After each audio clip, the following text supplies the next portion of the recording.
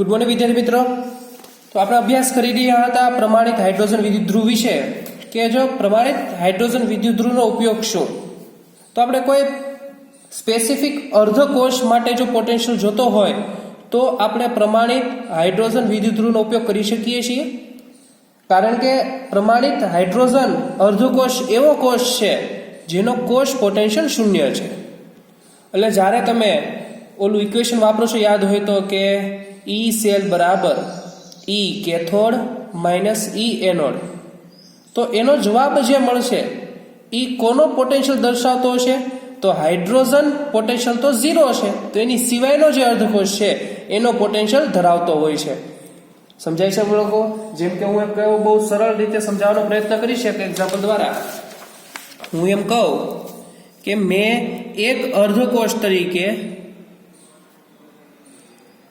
Hydrogen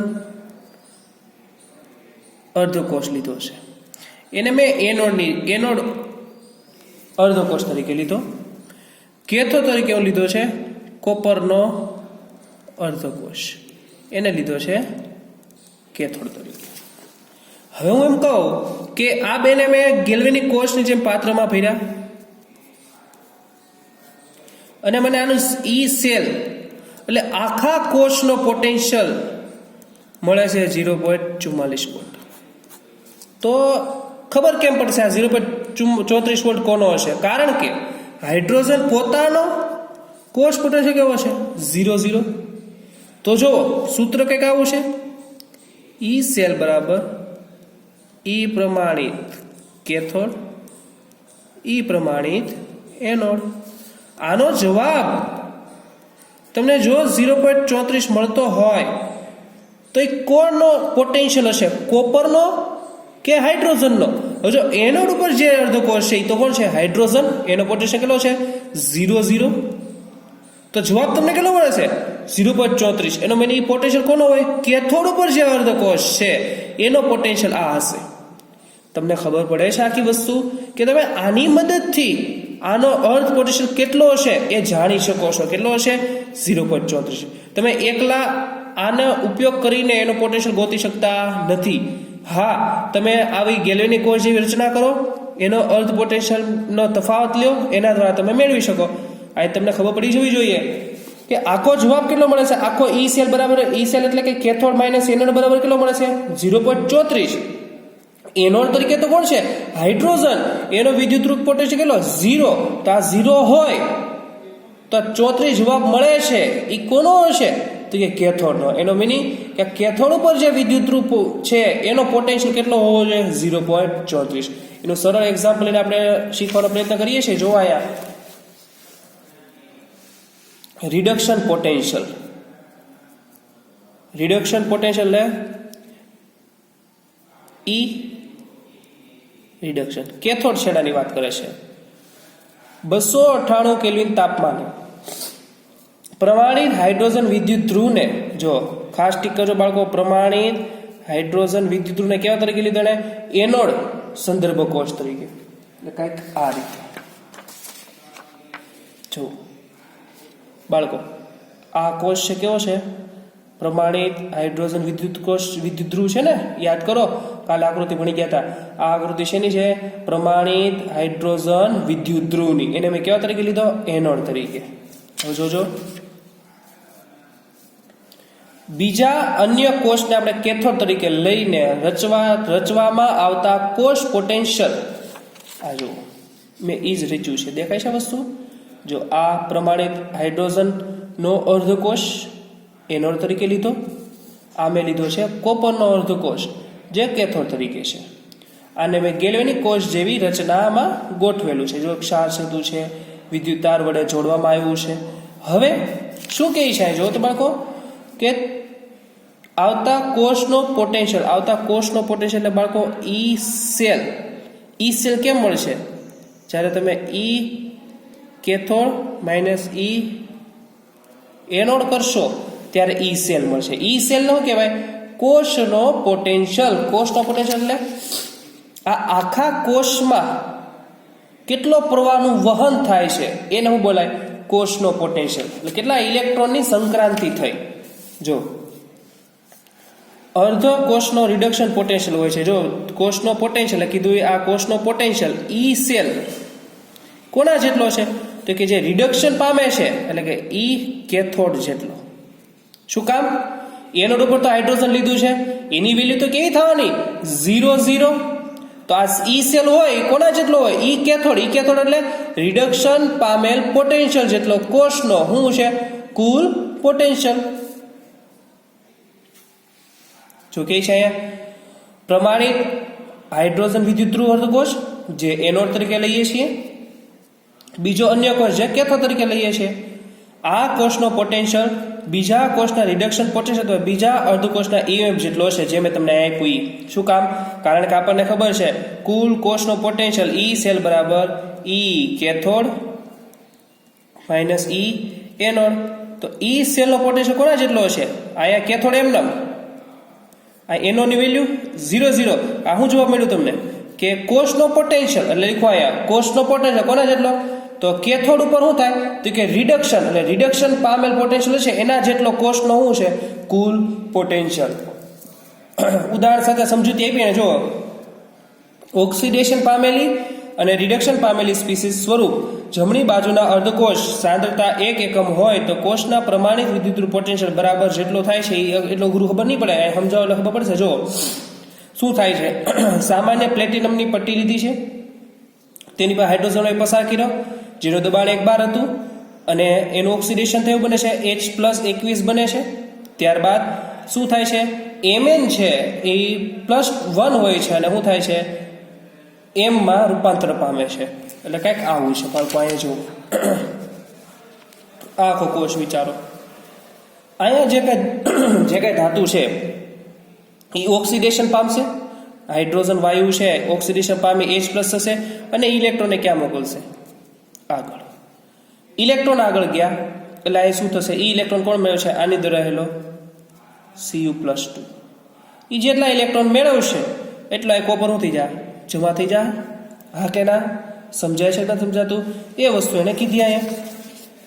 એટલે આપણે કોષ પોટેન્શિયલ કેમ મળે? ઈ સેલ. અહીં હું લખી નાખવાનું ઈ સેલ બરાબર ઈ રાઈટ એટલે ઈ કેથોડ માઇનસ ઈ લેફ્ટ. જ્યાં ઈ શું છે?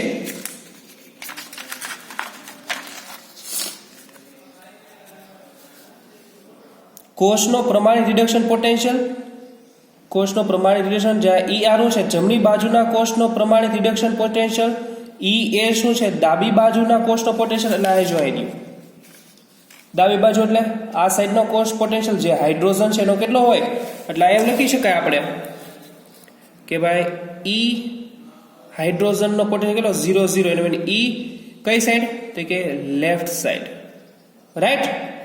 આગળ રાઈટ સાઈડ એટલે કઈ થશે? આ રાઈટ સાઈડ થશે ને.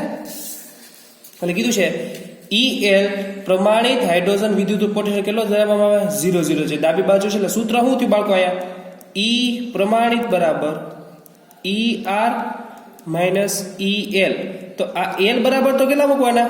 0.00 વોલ્ટ. તો વધશે શું? E એટલે કોષ પોટેન્શિયલ બરાબર રિડક્શન એટલે કે બીજો જે કેથોડ ધ્રુવ ઉપર પોટેન્શિયલ છે એના પોટેન્શિયલ જેટલો થશે. એટલે શું થશે? E બરાબર ER. જો કંઈક આવું થયું. E બરાબર ER. એનું ઉદાહરણ લીધું હાઇડ્રોજન અર્ધકોષ અને બીજો કયો લીધો કોષ? કોપરનો અર્ધકોષ. જે હું તમને ફરીવાર દેખાડું છું. જોઈ ગયો છે આપણે એ જ અર્ધકોષ બનાવ્યો. જોઈએ અહીં હું લીધો એનોડ ઉપર હાઇડ્રોજન અર્ધકોષ, અહીં હું લીધો કોપરનો અર્ધકોષ. તો આનો આપણે ગેલોનોમીટરમાં જો કુલ કોષ પોટેન્શિયલ કેટલો દેખાય? જો આને કોષ પોટેન્શિયલ કહેવાય કે આખા કોષ દ્વારા કેટલો વોલ્ટેજ મળે છે. કેટલો મળ્યો? 0.34. કેમ મળશે? તો આ કરશો ઈ સેલ બરાબર ER માઇનસ EL. રાઈટ સાઈડનો પોટેન્શિયલ માઇનસ લેફ્ટ સાઈડનો પોટેન્શિયલ. તો બાળકો લેફ્ટ સાઈડનો પોટેન્શિયલ તો કેટલો છે? 0 છે. એટલે તમે મૂકશો ER માઇનસ 0.0 વોલ્ટ. તો થશે શું? ઈ સેલ બરાબર ઈ રાઈટ. એટલે આના કારણે એટલે તમને અહીંયા ગેલોમીટરનો કુલ કેટલો દેખાડો? 0.34. એનો મીનિંગ શું થયો કે ઈ સેલ બરાબર જવાબ કેટલો મળે છે? 0.34. એનો મીનિંગ આ કોનો પોટેન્શિયલ હોય? તો કે લેફ્ટ સાઈડ ઉપર રહેલો છે એનો પોટેન્શિયલ. એટલે ઓટોમેટિક તમને ખબર પડી ગઈ કે કોપર વિદ્યુત ધ્રુવનો રિડક્શન પોટેન્શિયલની વેલ્યુ કેટલી છે? 0.34 વોલ્ટ. સમજાય કે વિધિન બાળકો જો એ જ કર્યું છે જો અર્ધો કોષ લીધો આયા પ્લેટિનમ વિદ્યુત રૂપે હાઇડ્રોજન વાયુ પસાર કરી ઓક્સિડેશન પામી H+ થયું આ ક્ષાર સેતુ કોપર +2 આયન હતું એમાં કોપર બન્યું છે ગેલિયોની કોષની રચના ઈ થયું ને આ ક્ષાર સેતુ છે 2 ગેલિયોની કોષ લીધા આ કોષનો પ્રયોગ માપેલ પોટેન્શિયલ 0.34 મળે છે જે કોનો છે પ્રમાણિત કોપર વિદ્યુત ધ્રુવ નો રિડક્શન અર્ધ પ્રક્રિયા માટેનો શું છે વિદ્યુત ધ્રુવ પોટેન્શિયલ તો એ જ કીધું એ પ્રક્રિયા શું થાય એનોડ ઉપર શું થાય H2 નું ઓક્સિડેશન 2H+ 2 ઇલેક્ટ્રોન જશે જેનો પોટેન્શિયલ કેટલો હશે 0 આપવામાં આવે છે જમણી બાજુ શું થશે એ 2 ઇલેક્ટ્રોન મેળવે છે કોપર બને છે થાય હું E સેલ બરાબર E right minus E left બરાબર જવાબ કેટલો મેળવ્યો 0.34 એનો મીનિંગ શું થયો કે ER બરાબર જ E સેલ છે કારણ કે EL બરાબર તો 0 છે એટલે શું થયું પ્રમાણિત પોટેન્શિયલ છે કોષનો એ કોના જેટલો છે તો કે રિડક્શન વિદ્યુત ધ્રુવનો પોટેન્શિયલ છે એના જેટલો અને આ જ રીતે બાળકો તમે કોની માટે ગોતી શકો છો એ જ પ્રમાણે તમે શું લઈ શકો ઝીંક લઈને પણ ગોતી શકો ને એનો કોષ પર તમને કેટલો મળશે -0.76 તમે ગમે લઈ શકો હાઇડ્રોજન ને એનોડ છે તેને કેથોડ તરીકે લ્યો અને જો યાદ રાખજો જ્યારે વેલ્યુ તમને ઈ સેલની ઋણ મળે કેવી મળે ઋણ ગેલ્વેનોમીટરમાં વેલ્યુ ઋણ દેખાય છે સમજી લેવાનું કે જ્યાં ત્યાં એ હાઇડ્રોજન વિદ્યુત ધ્રુવ ત્યારે કેથોડ તરીકે વર્તતો હશે કારણ કે એનું ત્યાં શું થતું છે રિડક્શન અહીંયા ઓક્સિડેશન થાય છે શું કામ કારણ કે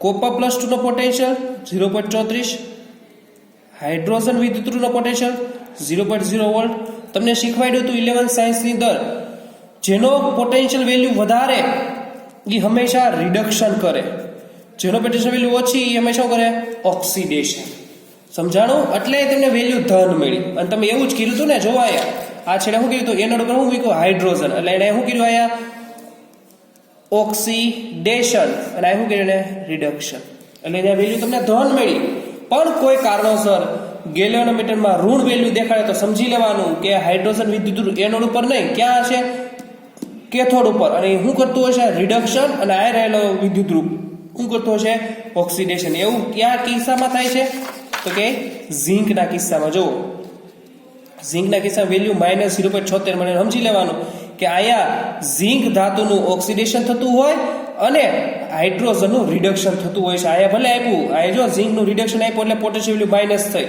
એટલે ઝીંક અહીંયા જો ઓક્સિડેશન કરશે અને હાઇડ્રોજન રિડક્શન કરશે તો વેલ્યુ શું થઈ જાય +0.76 વોલ્ટ જેનો આપણે પછી જ્યારે સ્કૂલ ખુલશે ત્યારે વધુ ડીપમાં એક વખત માહિતી સમજાવીશ કારણ કે આ હાઇડ્રોજન વિદ્યુત ધ્રુવ કોષ થોડો અઘરો પડે છે એટલે સામાન્ય વાત યાદ રાખો કે પ્રમાણિત હાઇડ્રોજન વિદ્યુત ધ્રુવ દ્વારા તમે કોઈ બીજા અર્ધકોષનો રિડક્શન પોટેન્શિયલ માપી શકો છો અને ત્યારબાદ આપણે ઈમેપ શ્રેણીના અમુક તત્વો વિશેનો અભ્યાસ કરીશું તો આજના લેક્ચરમાં આપણે અહીં સુધી રાખશું